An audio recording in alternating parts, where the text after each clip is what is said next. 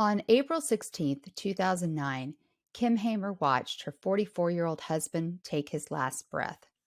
During his illness and after his death, she was amazed by the helpful ways their coworkers, bosses, friends, and family supported them. Kim started calling their kind actions acts of love. Now, Kim Hamer is the author of 100 Acts of Love, A Girlfriend's Guide to Loving Your Friend Through Cancer or Loss, an easy to read book filled with 100 practical, quick, and effective ways to support a friend or coworker. Kim, thank you so much for coming on and sharing your story. Well, thank you so much for having me. I think we're going to have fun. Yes, I think we are too. So, take us back to before your husband was diagnosed with cancer. What did your life look like? So, we lived in LA. We lived in several different parts of the country, but we landed in Los Angeles. My husband was an administrator at a private school out here. Our children were also attending private school, and we were kind of the typical young couple, spending our weekends shuffling between kids' sports and birthday parties, trying to connect with other adults to make sure that, to kind of hold down our sanity. Both our families are on the East Coast. We spent a lot of time flying back to the East Coast to stay connected to our families.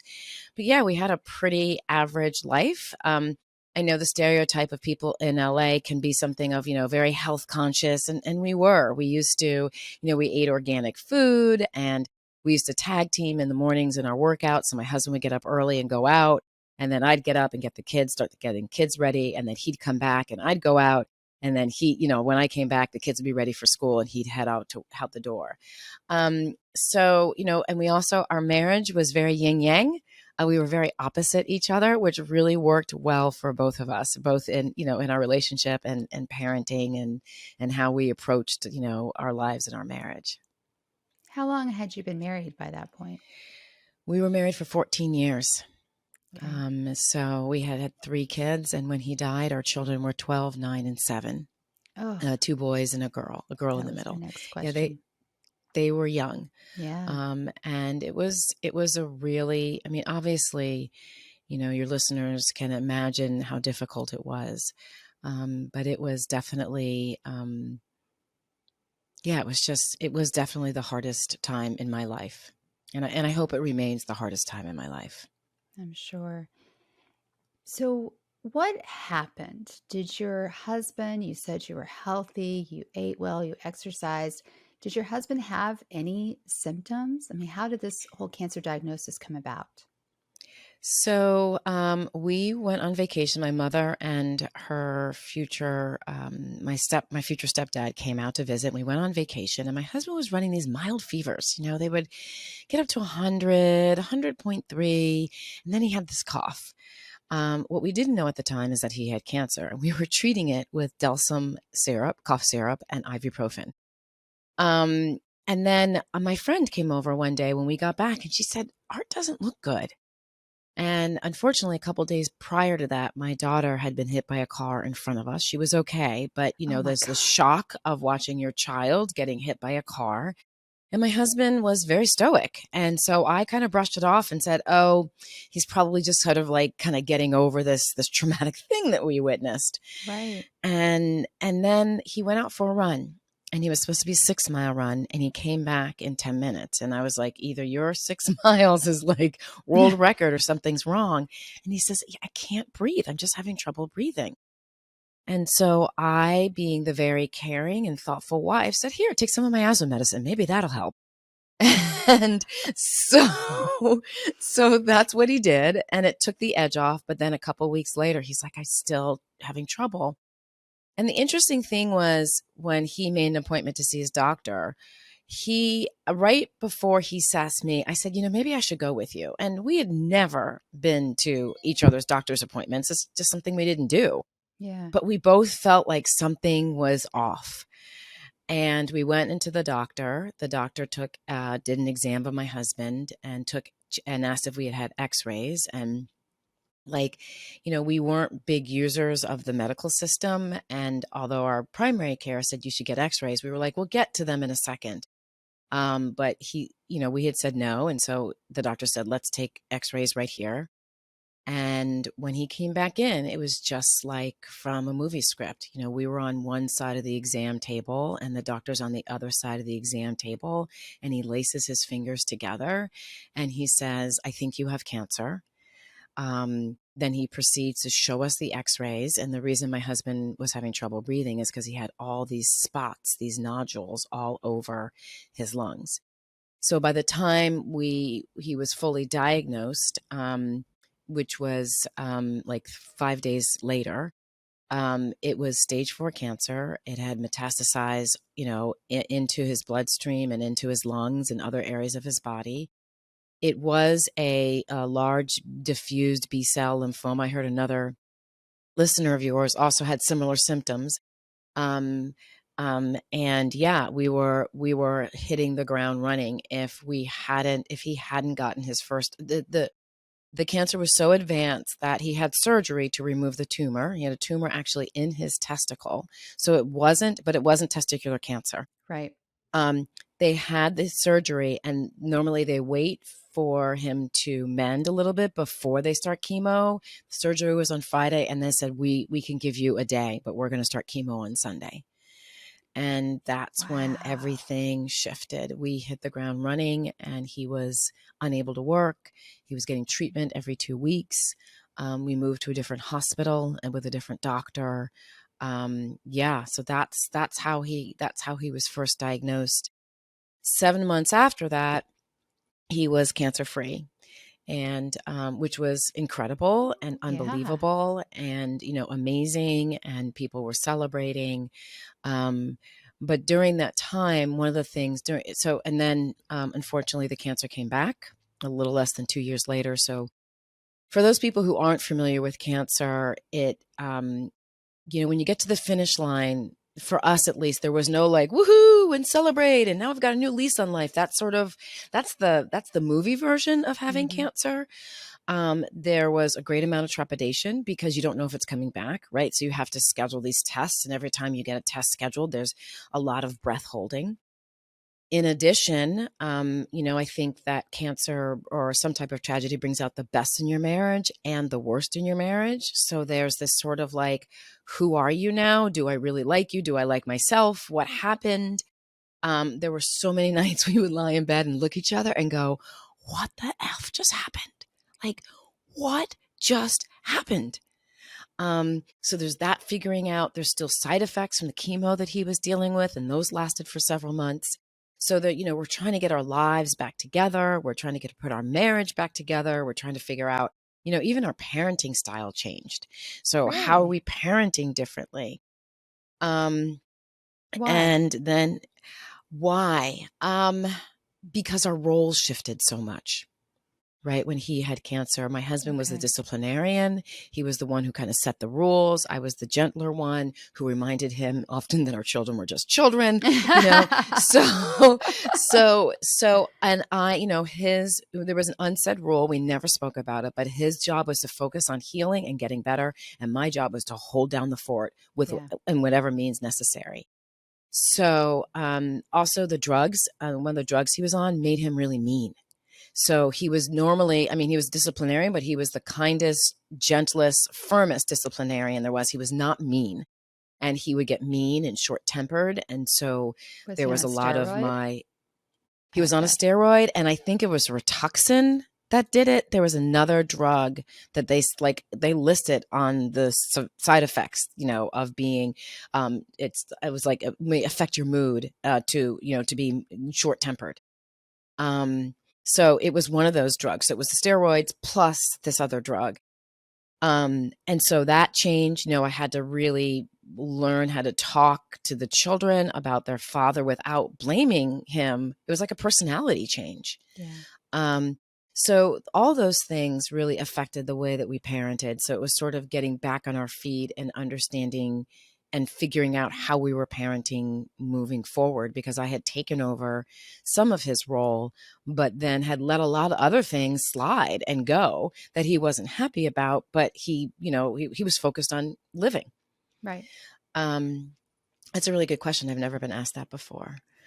Um, So we're getting our lives back together. He's starting to run again. He's doing triathlons, and he does his first one in September of 2008.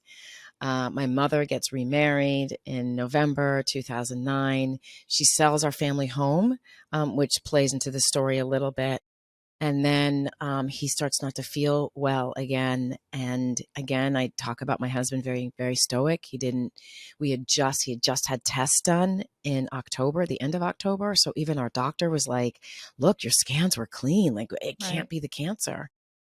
Um, Christmas went, my husband was very lethargic, wasn't feeling well. And then finally at New Year's Day, he said, I'm really having trouble breathing. And I said, well, then we need to go to the hospital. So I shipped the Right. kids off to friends' houses. We went to the hospital. They did an x-ray. They saw the nodules, but they weren't sure whether they were old or new. But what they did see was the lower part of his lungs were kind of grayed out as if he had pneumonia, and he had a blood clot. And Oh he had a blood gosh. clot because he had been sitting for the last 2 weeks, unable to move because the cancer was causing him to be still. So that was our first emergency. They did a biopsy and the cancer was back. And then he died 4 months later. Oh my gosh. Oh, I am Yeah. so sorry. I Yeah. am It so was not a sorry. it was not a fun time, but one of the things I discovered, and I, you alluded to it in my bio, is that a lot of people knew how to be supportive. They knew how to show up. They knew what to say. They knew what not to say. And then a lot of people didn't know how to be Right. supportive. And it sort of blew me away, right? You just Right. sort of, we kind of assume we all know what to do and what to say, but most of us don't have a clue. And I wrote the book for those people. Because I often say if one in three of us is going to get cancer, the other two need to know how to be supportive. And there's a lot of information out there for people with cancer. It's not enough, but there's a lot of information out there if you have cancer, and support groups and books and, symposiums and all these things you can go to. But there's very little out there for those who are, one, for caregivers, but also for those who want to support, for the coworkers, for the friends, for the neighbors who want to help and don't know what to do. So that was why I wrote this book. And the joke is I kind of wrote it for myself because before my husband got cancer, I was one of those people who I thought I knew what to say, but I didn't. Mm. What would you say?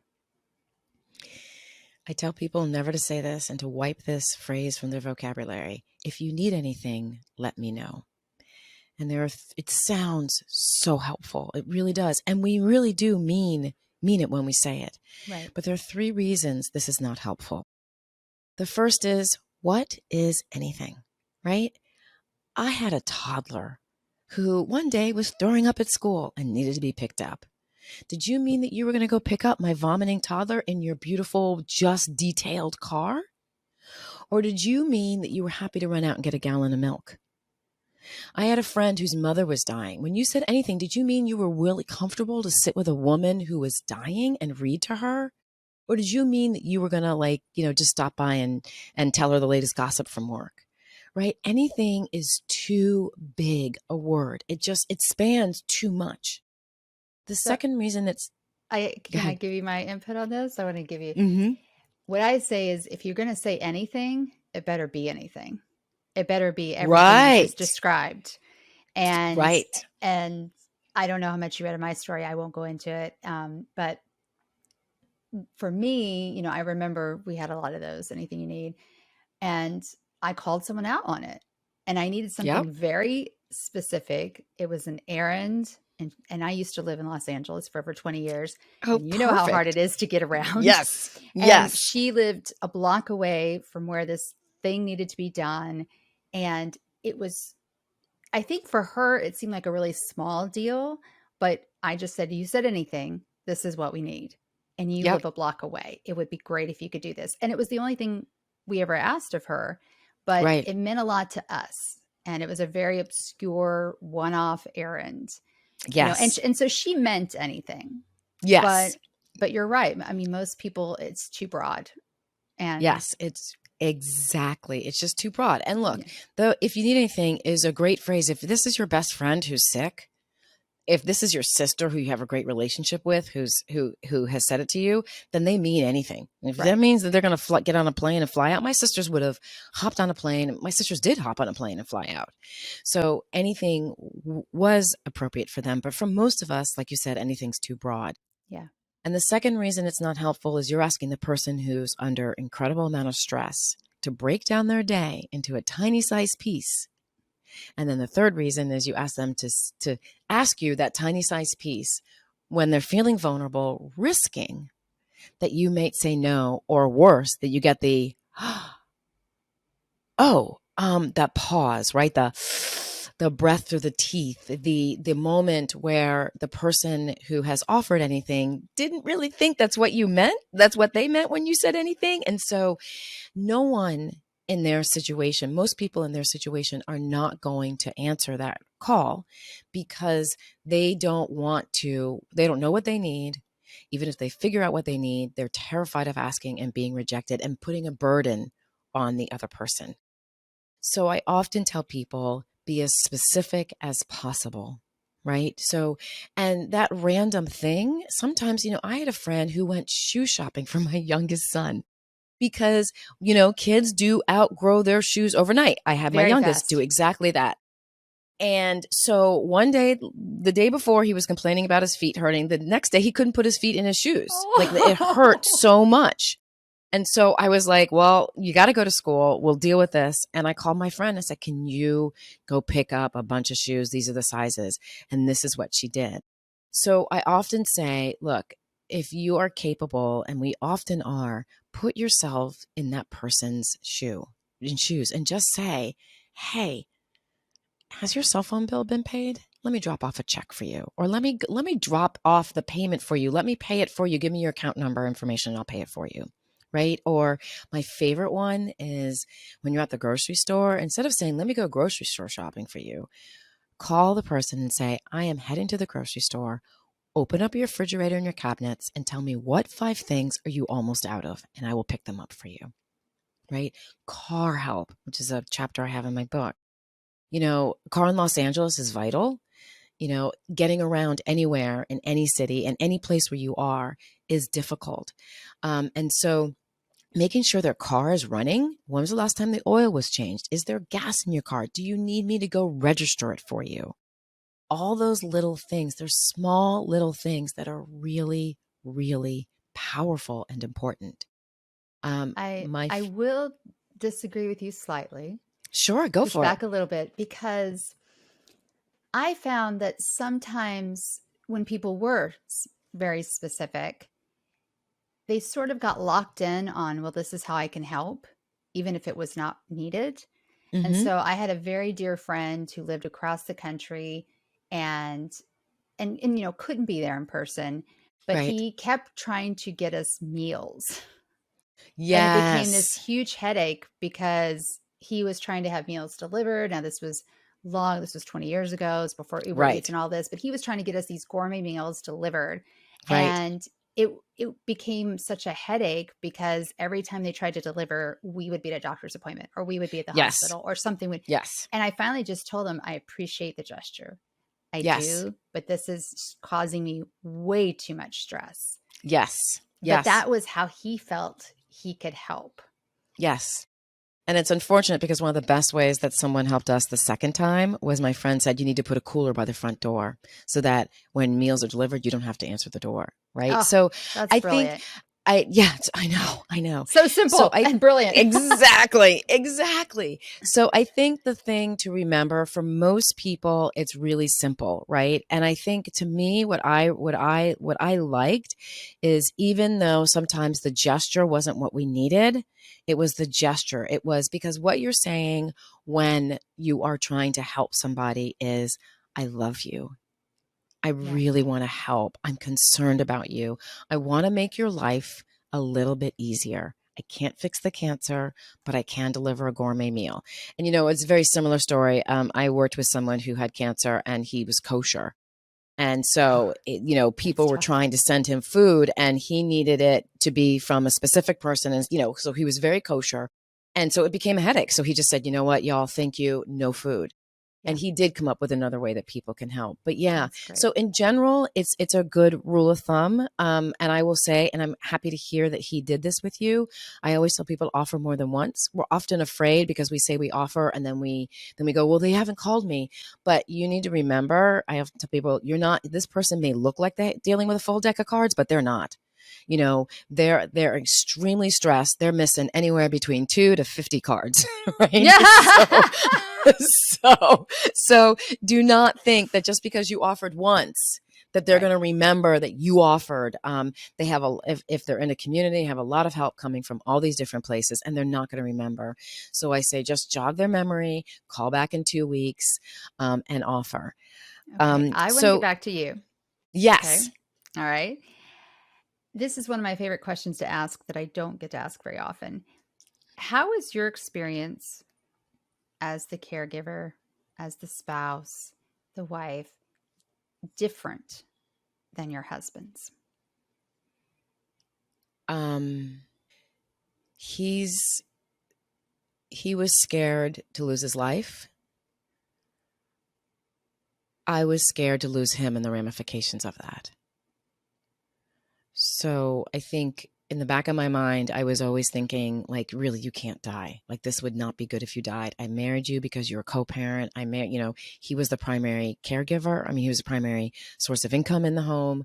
I was, I think there's that. And I think the biggest thing, what I mentioned earlier, is that early on, we sort of knew his job was to fight the cancer. His job was to do everything he could to mentally, physically, and spiritually to get better, and my job was to hold down everything else. And so there's that, taking on everything else, Yeah. and managing all the care was very different. um it was Every interesting patient because tells me, every patient tells me that the caregiver's job is harder. Every I've heard patient. that. Yeah, I've heard that. Yeah, I mean, I think in some ways it is, but again, I think the biggest difference is I'm not fighting for my life. He was fighting for Right. his life. And I think while that doesn't seem, while that doesn't seem like harder, but I just think it's different. I don't think you can Right. compare the two. I think it's just different. There's just two different entanglements happening at once. Yeah.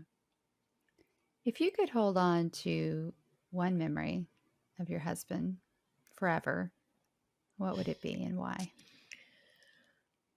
There's not one.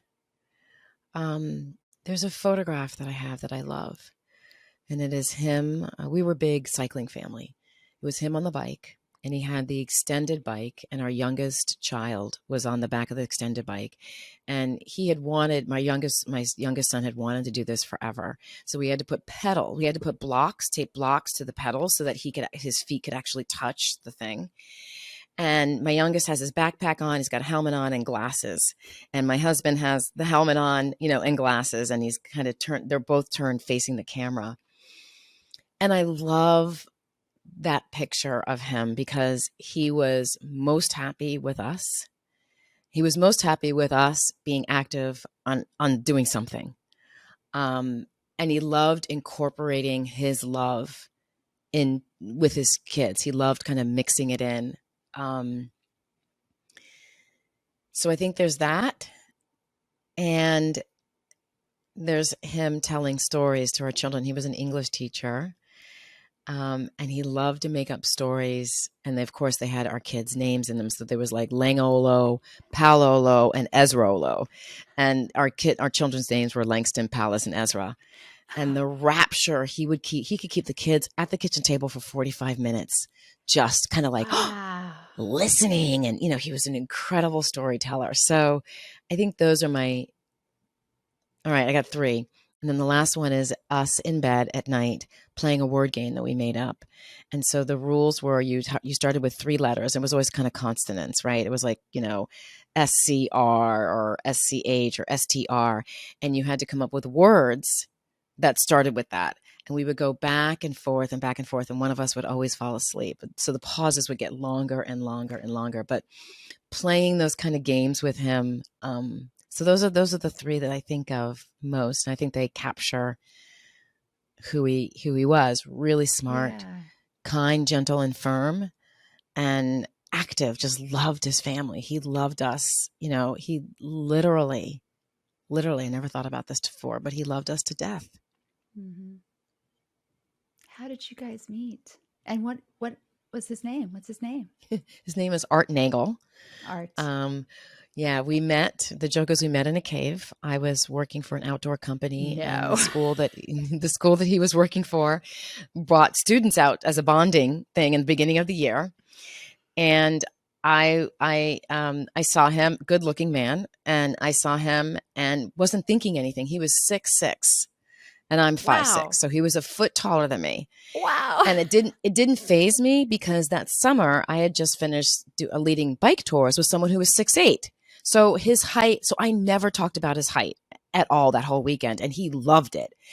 And then I invited him to go caving, and he was like, yeah, this frame, small spaces, no. And I said, oh, you should come. It's really good for the students for you to try it. I promise I won't get you to squeeze into a too tight spot. And he came twice. So He did? that's With the he students? came twice Without? Both? with the students, both times with students, two different groups of students. But he was like, I think I like her. And so that's sort of how we met. And we dated, and I kept telling my sister about him, and she said, you like him? And I said, I don't really like him. He's just really easy to be with. And she would, I'd Wait, tell him you another. said you didn't like him? I said, What? I was like, he's fine. Like there was no like sparks or like, yeah, he was just really easy to be with. And then he went home for Christmas, and he didn't call me on Christmas Day. And I was like, all I knew about him was they lived in Maine. That's the only thing I knew. And so I was like, should I call the police? I mean, he's the kind of guy who would call. My sister's like, you like him? And I'm like, I know. I was just concerned because he would call on Christmas and just say, hey, Merry Christmas. And she's like, you like him? And I'm like, no. And I'm like, fine. Yes, I like him. Should I call the state police to find out if he's dead? So that was how it happened. That's what I knew, that I really wanted to keep him around. And he was very mellow and calm, and I have a lot of energy, and I'm super passionate, and it just worked for us. Oh, it sounds like it did. How long after you Yeah. met did you get married? We got married. We got married in 94, and we met in 91. So he actually asked me to marry him about 8 months after we were dating, and I was like, hold the phone. You got to know you're dating crazy.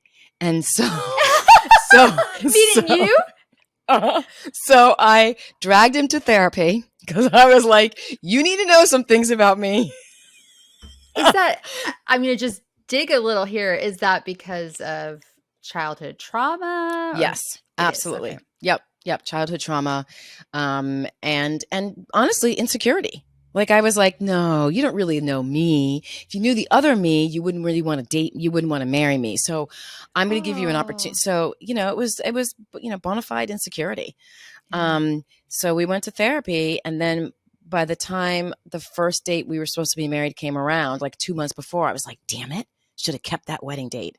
But he stuck by me. He kept saying, you know what? You want to move cross country? We'll move cross country. You want to hear? I want to be with you. And if you don't want to get married, we won't get married. I'm just going to be with you.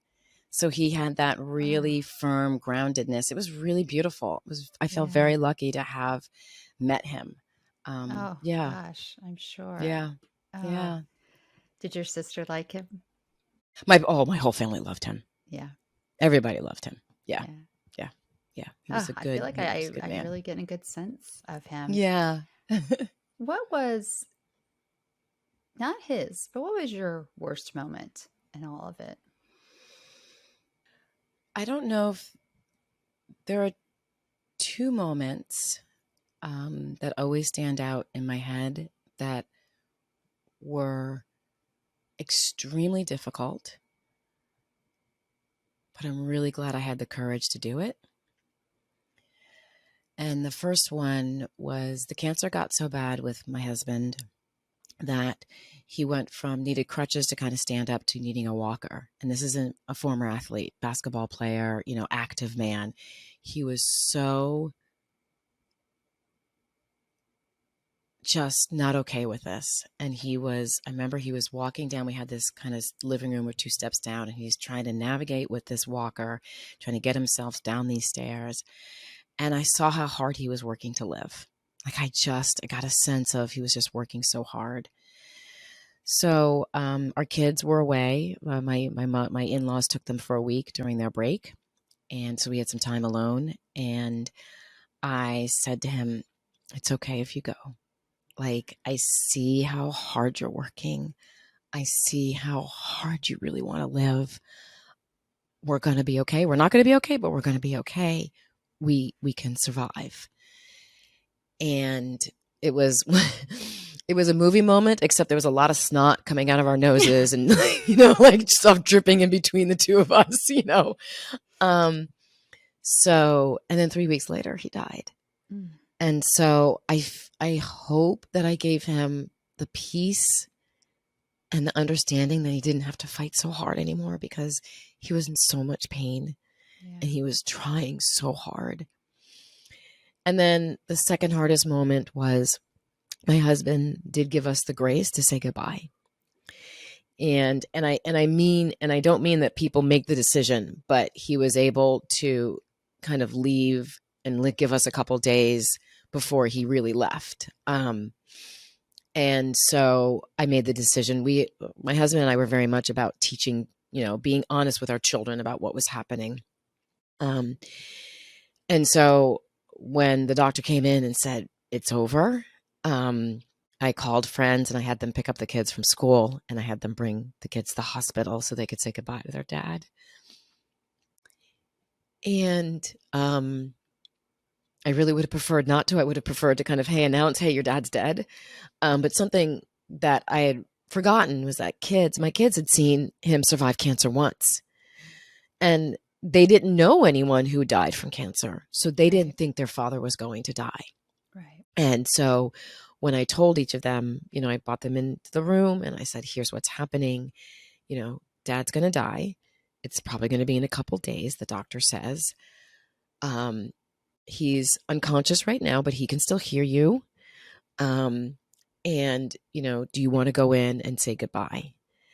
And so bringing each of the kids into the room to say goodbye to their father individually was probably, actually, honestly, it was the worst moment, because to not be able, you want to protect your kids from everything, you can't, but the one thing you really want to do at this moment is not do what you're doing. Yeah. So to be able to give them the opportunity to say goodbye to their father was still, to this day, I feel like it was one of the biggest gifts I gave them, because Oh, they I just, agree. I agree. they didn't have the, they wouldn't have had the opportunity. And I, out of my own decision, out of my own selfishness, I could have taken that away from them, and I didn't want to. So I think those were the two worst moments of my life, and also the two moments where, not by my own grace, but I was able to gracefully gift, the love, give something to the people that I love the most. Did your kids have any fear of losing you after they lost their dad? Oh yeah. Yeah. I marched everyone to support group, and I feel so grateful we lived in an area where there was a support group for each of my children with age appropriate kids. So, Really? Oh, that's yeah, amazing. yeah, it was amazing. It was amazing. Not only just a support group for me, for widows who, at the time, widows under 50, but there was a support group. My child, like I said, my kids were 12, 9, and 7 at the time. They had a 12-year-old group, a 9-year-old group, and a 7-year-old group, Oh, which was oh, both heartbreaking, and I'm so grateful. But the advice that we were told as parents was to tell them what the plan is if you die, because their fear is, one, that you're going to die, but then they don't know what's going to happen to them. And so you can't take away the fear that you're going to die, but you can let them know, here's what will happen to you if you die. Here's where you're going to go. Here's the plan. And so it does tamp down the fear. And so I did tell them, I said, here's what's going to happen if something happens to me. And of course, lots of tears. But I said, look, I can't promise you that I'm going to be here.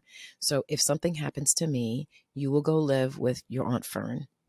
in Mm. Boston. And they're like, but they don't have a big enough house. And I said, well, there's money that will go to her that will help her buy a big house. And you'll be able to see all your cousins, and you'll be able to visit, Nana and Grandpa and Judy. And Judy is, my mother goes by Judy with the kids. Yeah, she didn't want to be called grandma. Um, so they needed to know that. The other thing I learned when the kids from a grief support person was that kids grieve differently. So when your listeners heard that my husband died and the kids were young, in our heads, without even thinking, it's a nanosecond, we think about graduations, birthdays, marriages, birth that Rites of the adults are going passage. to miss. Right. So our grief is in the moment. Kids don't realize those passages are going to be big moments in their lives when they're young. Yeah. And so when they get to those moments, it's like they're losing, it's like the grief comes back to them and they just lost again. Oh, And yeah. so high school graduations are a big one. College, not so much, because now they get that they're going to miss them. So now they understand, oh, there's these life moments. But in the beginning, especially with young kids, we had moving up day ceremonies in our school. So the kids would have this day where they would move up to the next grade, and it was kind of celebrated. And so my kids didn't think about moving up day. My kids didn't think about the all school camping trip, right? And coming home from that. My kids didn't think about their first time that they went kiss somebody. So those Oh, things, yeah, those were really hard. yeah. Oh, thank you for sharing that. What is one thing that you wish you had known at the very beginning of Art's cancer journey?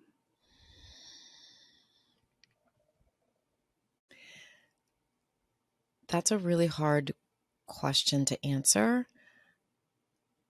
because the things that have changed my life because of the cancer journey, I needed them to happen, right? So that I could turn into this different person that I am. And so if I'd known they were going to happen, the outcome wouldn't have been the same. I think what I wish I had known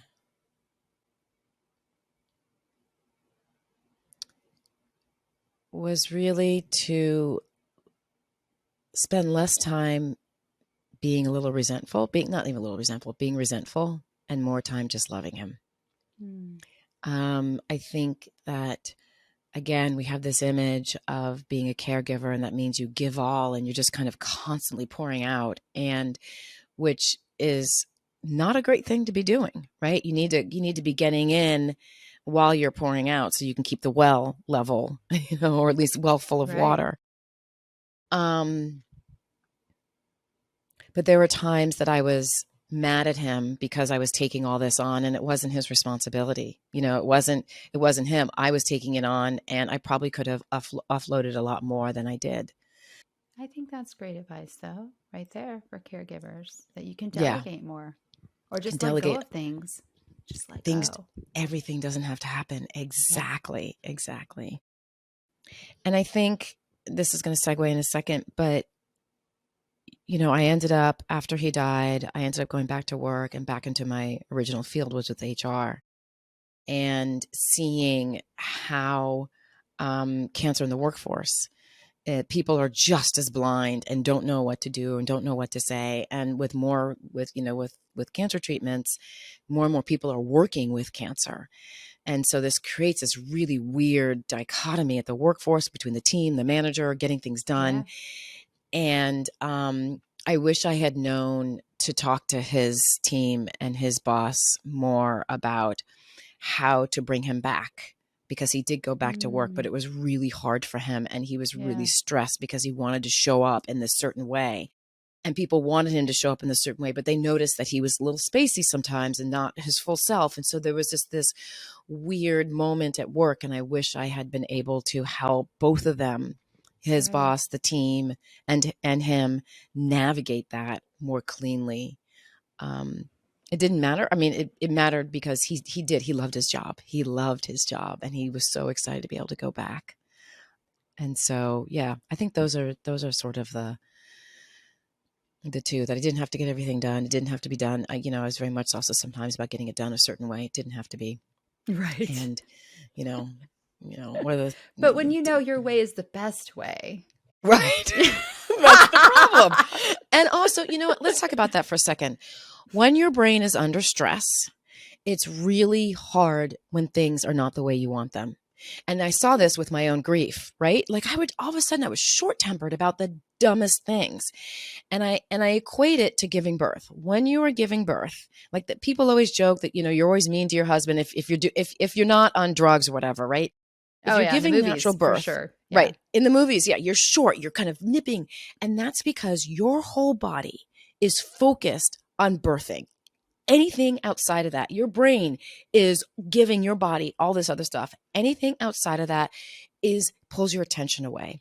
Right. And I think the same thing happens when you're grieving and when you're caregiving. When you're caregiving, your whole body is focused on taking care of everything else, right? Oh, yeah. And it's focused on the doctor's appointments and the side effects and on making sure there's food on the table and making sure it's the right food on the table and make sure the kids are fed, whatever it is. So anything outside of that makes you kind of snippy. And no, as a caregiver, you do have the option to give away some of that so that you're not out, so you're not snippy. There's no reason, you can offload some of that. So I think that's, to me, it's understandable that caregivers because we do think our way is the best way, but it's because if it's different, it causes confusion and anxiety because everything else around us is so chaotic. Yeah. So I would say to those who are caregivers, like really try to let it go. Yeah. And to those who are trying to support caregivers, just give them a lot of grace because their lives, even they're smiling and maybe they look really thin because they lost a lot of weight, right? All those things, they're not okay. I don't know if I look the same, but I looked younger for sure. But, I still had the same bubbly personality. I loved being with people. I loved talking to people. I would share with them what's happening. So they didn't know that I was super, super stressed, but oh, holy cow, I was super, super stressed. So that's what I would say. Kim, if you could only do one thing to improve healthcare in the US, what would it be and why? Only one? Okay, I'm Only going to one. try. Okay. I saw the power of community, my outside community, helping with my medical community, with our medical community. And I would love to see hospitals, doctors, nurses asking about friends and families and the kind of support that they have and working together to bring them the support. Because to know that 3 days after Art gets chemo, it's going to be his worst day, and that community outside knowing that, they can then show up in a different way for him and for me. Yeah. So I'd love to see that coordination. That would be that. And I think that the healthcare results would be much better. People would heal quicker. People would feel better. People would feel more positive. Doctors and nurses would feel more engaged, right? Because they see this person getting help from their community, even if the community is 2 people. Right. I just think it would have such major mental and physical benefits, emotional benefits for everybody involved. So that's what I'd like to see. I love that answer. Are you ready for the Thriver Rapid Ready. Fire? Okay. Beach, desert, or mountains? Mountains. Beach Boys, Beatles, or Rolling Stones? Oh, Beetlestones. I had you pegged for Rolling Stones. I have no idea why. Okay, I love that answer. No, I did. No, Beatle and the Rolling Stones. No, you're absolutely right. I just can't choose between the two. What is one word that best describes you? Joyful. Oh, that's a good word for you. Definitely. Before you die, what is the last song you want to hear? I don't know the name of it. It's a classical piece. It's a piece I used to play on the piano all the time. And I'm going to embarrass myself right now by goes, oh, shit, I don't even know if I can sing it. Da da. No, I can't even sing it. It's a beautiful classical piece, and that's what I'd like to hear Oh, before I die. I'm so sorry. I'll send you the note, send you the thing, and then you could put the link in the show notes. yeah. Yeah, please do, because now I'm really curious which one it is. What about the last meal you want to eat?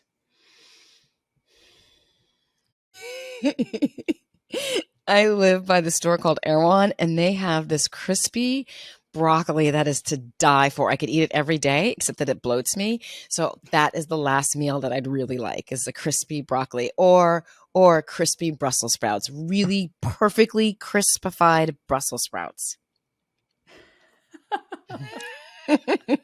What about the last person or people you want to see? Of course, I'd have to say my kids, for And the sure. last words you will speak. You got this.